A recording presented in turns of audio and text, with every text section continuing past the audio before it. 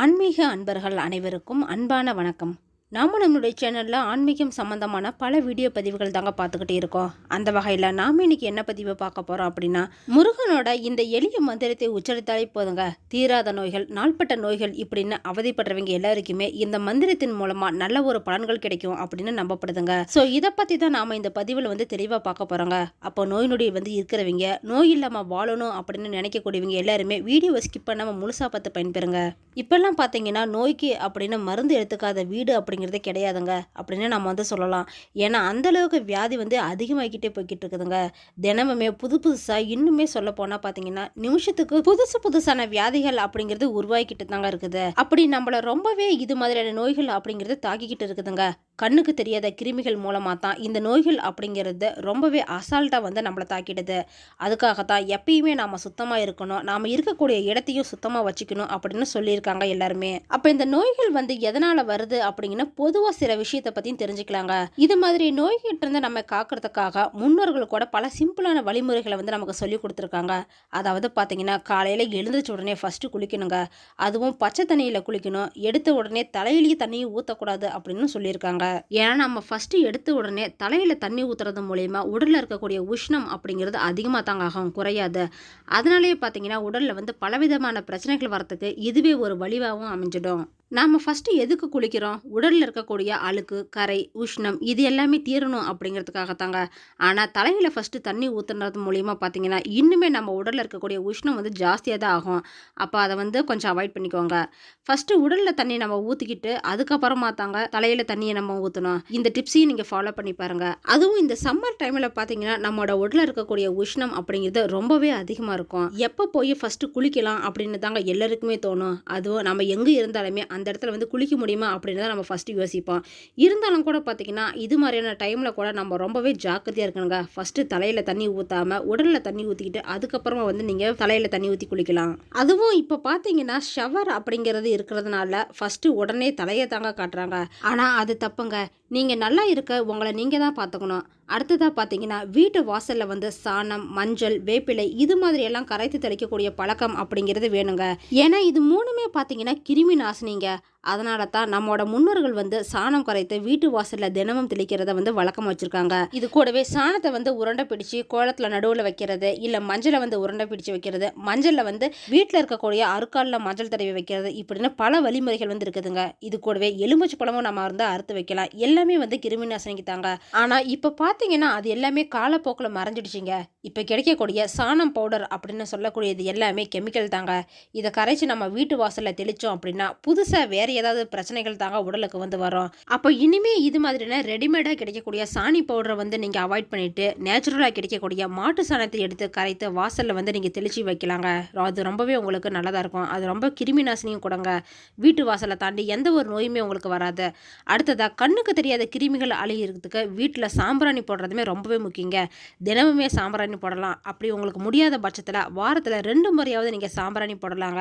இப்போ சொன்ன எல்லாமே பார்த்தீங்கன்னா நோய்கள் எதுவும் நமக்கு வராமல் இருக்க பேசிக்காக நாம் செய்யக்கூடிய ஒரு விஷயம் தாங்க. ஆனால் இந்த பேசிக்கான விஷயங்களையே யாரும் கரெக்டாக செய்யறதில்ல. அதனால தாங்க சின்ன வியாதியாக ஆரம்பித்து அது பெருசாக மாறிடுது. ஏன் இன்னும் சொல்லப்போனால் பார்த்தீங்கன்னா தீர்க்க முடியாத நோய்களை கூட இது ரொம்பவே ஸ்ட்ராங் ஆக்கிடுது.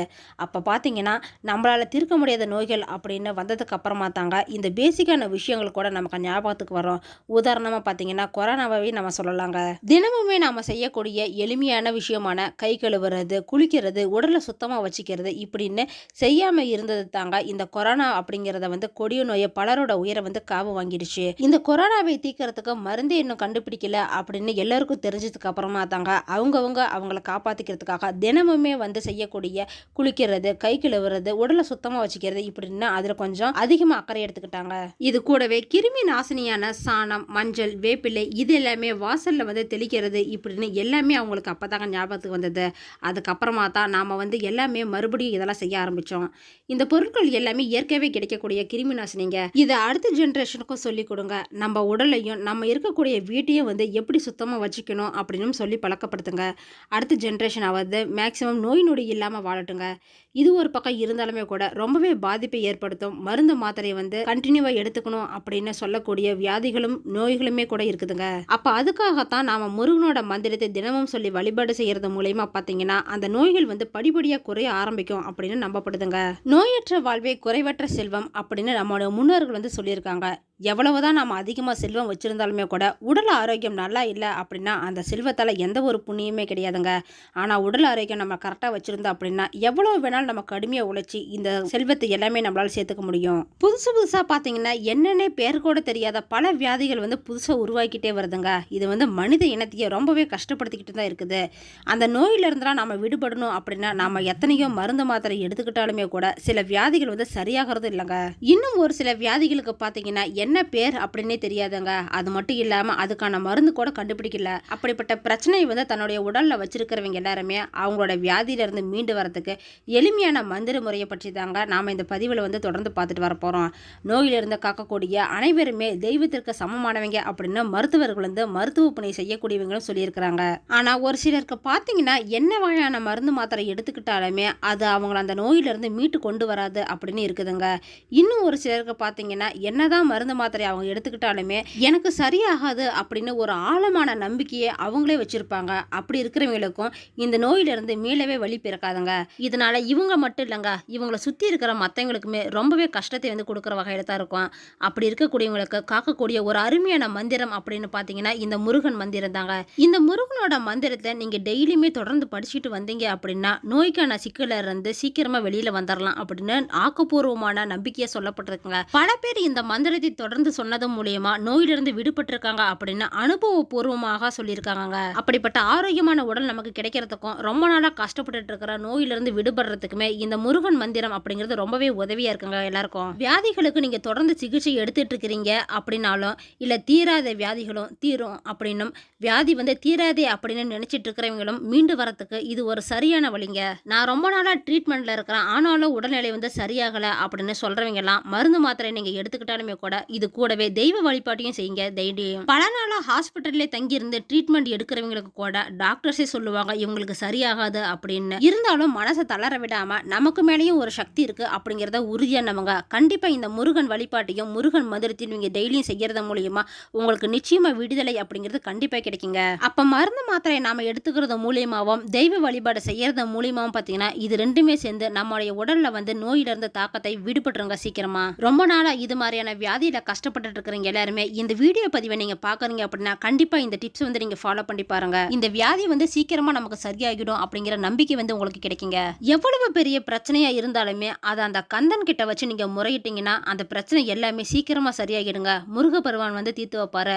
தீராத நோய்களையும் தீர்த்து வைக்கிறதுக்கு ஆறுபடை வீட்டு நாயகனான முருகப்பெருமானை நீங்க வழிபாடு செஞ்சீங்கன்னாவே போதுங்க, எல்லாமே சரியாகிடும் சீக்கிரமா. இந்த முருகன் வழிபாட்டை பார்த்தீங்கன்னா நாம செவ்வாய்க்கிழமை வெள்ளிக்கிழமை இல்லைன்னா சஷ்டி கிருத்திகை இது மாதிரியான நாட்கள்ல வந்து ஆரம்பிச்சு செய்யலாங்க. அதாவது முருகனுக்கு உகந்த நாட்களான இது மாதிரியான நாட்கள்ல தான் இந்த வழிபாட்டை வந்து நோய் இருக்கிறவங்க தான் இதை செய்யணும் அப்படிங்கிற எந்த ஒரு கட்டாயமே கிடையாதுங்க. அவங்கள வந்து நினைச்சுக்கிட்டு நாமளே கூட இந்த வழிபாட்டை வந்து செய்யலாம். அவங்களுக்கு சரியாகணும் அப்படின்னு முழு மனதோட நீங்க வேண்டிக்கிட்டு அவங்களுக்கு பதிலாக இந்த வழிபாட்டை நீங்களே செய்யலாங்க. அதனால எந்த ஒரு தப்புமே இல்லைங்க. முடிஞ்சவங்க பக்கத்தில் இருக்கக்கூடிய முருகன் கோவிலுக்கு போய் இந்த வழிபாட்டை செய்யறது இன்னுமே சிறப்பான பலன்களை உங்களுக்கு கொடுக்குங்க. முடியாத பட்சத்தில் வீட்டில் இருக்கக்கூடிய முருகன் படத்துக்கு சுத்தம் செஞ்சு அதுக்கு பூ வச்சு முருகன் படத்துக்கு ஏதாவது நெய்வேத்தியம் வச்சுக்கோங்க. இது கூடவே இந்த முருகன் வழிபாட்டை நீங்க செய்ய ஆரம்பிக்கலாங்க. முக்கியமா முருகனுக்கு செவ்வரளி பூ வந்து அன்னைக்கு மாலையா வச்சுக்கோங்க. இது மட்டும் இல்லைங்க, நெய்விளக்கம் ஏற்றி வைக்கிறது ரொம்பவே விசேஷமானதாக இருக்கும். அதிலும் குறிப்பாக அதில் போடக்கூடிய திரி வந்து சிகப்பு கலரில் இருக்கிறது ரொம்பவே விசேஷங்க. அடுத்ததாக பார்த்தீங்கன்னா நாம் தீபத்துக்கு முன்னாடி உட்காந்து முருகனுக்கு உகந்த மந்திரமான ஓம் பால சுப்பிரமணியாய மகாதேவி புத்ரா சுவாமி வர வர ஸ்வாகா அப்படின்னு சொல்லுங்க. இந்த மந்திரத்தை வந்து நீங்கள் எத்தனை முறை வேணாலும் உச்சரிக்கலாங்க. அது உங்களுடைய பலத்தை பொறுத்து தான். இந்த மந்திரத்தை நீங்கள் சொல்லி வழிபாடு செய்யறதுக்கு எந்த ஒரு கணக்குமே கிடையாதுங்க. நீங்கள் எவ்வளவு வேணாலும் இது மாதிரி நாட்களை வந்து சொல்லி வழிபாடு செய்யலாம். மனதார உங்களோட நோய் பரிபூர்ணமா குணமாகணும் அப்படின்னு வேண்டிக்கிட்டாவே போதுங்க. இவ்வளவு நாட்கள் தான் சொல்லணும் அப்படிங்கிற கணக்குமே கிடையாதுங்க. உங்க நோய் தீர்ற வரைக்குமே இந்த மந்திரத்தை வந்து நீங்க உச்சரிக்கலாம். அது மட்டும் இல்லங்க, உங்களால வேண்டுதல் ஏதாவது நிறைவேற்ற முடியும் அப்படிங்கிற பட்சத்துல நீங்க வந்து ஏதாவது வேண்டிக்கலாங்க. அதாவது பால் குடம் எடுக்கிறது, இல்ல காவடி எடுக்கிறது, அன்னதானம் போடுறது, இது மாதிரிலாம் நீங்க முருகனுக்கு வேண்டிக்கலாம். அது இன்னுமே சிறப்பான விசேஷமான பலன்களை வந்து உங்களுக்கு கொடுக்கும். அப்ப நோயிலிருந்து சீக்கிரமா விடுபடணும் அப்படின்னு நினைக்கிறவங்க எளிமையான இந்த மந்திரத்தை வந்து நீங்க டெய்லி சொல்லிட்டு வந்தாலே போதுங்க. முருகனோட பரிபூர்ண அருளால உங்களுக்கு நோயிலிருந்து சீக்கிரமா விடுபட்டுறலாம். அப்ப இந்த மந்திரம் ஏற்கனவே தெரிஞ்சவங்க இந்த வழிபாட்டை வந்து நீங்க ஏற்கனவே செஞ்சு பலன் அடைஞ்சிருக்கீங்களா, நோயிலிருந்து விடுபட்டிருக்கீங்களா அப்படின்னு கமெண்ட் பாக்ஸ்ல சொல்லுங்க. இல்ல இப்பதான் புதுசா இந்த வழிபாட்டு முறையை வந்து நீங்க தெரிஞ்சுக்கிறீங்க அப்படின்னா ஒரு லைக்கும் பண்ணிக்கோங்க. ஓகே ஃப்ரெண்ட்ஸ், இந்த வீடியோ பதிவு உங்களுக்கு பயனுள்ளதா இருக்கும் அப்படின்னு நினைக்கிறேன். அடுத்தடுத்து நம்ம சேனல்ல ஆன்மீகம் சம்பந்தமான பல வீடியோ பதிவுகள் தாங்க வரப்போகுது. ஸோ நம்ம சேனலை நீங்கள் இப்போ தான் ஃபஸ்ட் டைம் பார்க்குறீங்க அப்படின்னா சப்ஸ்கிரைப் பண்ணி வச்சுக்கோங்க. கூடவே பெல் ஐக்கனையும் கிளிக் பண்ணி வச்சுக்கோங்க. அப்போ தான் நாங்கள் போடுற வீடியோ பதிவு உங்களுக்கு உடனே கிடைக்கும். இந்த வீடியோ உங்களுக்கு பிடிச்சிருந்தா லைக் பண்ணுங்கள், ஷேர் பண்ணுங்கள், கமெண்ட் பண்ணுங்கள். அதோடு உங்கள் ஃப்ரெண்ட்ஸ் அண்ட் ஃபேமிலிக்கும் ஷேர் பண்ணுங்கள். அவங்களும் இந்த வீடியோ பதிவை பார்த்து பயன்பெறட்டும். மற்றொரு ஆன்மீக தகவல் வீடியோவோடு உங்களை சந்திக்கிறேன். ஆன்மீக அன்பர்களான உங்களுக்கு நன்றியும் வணக்கமும்.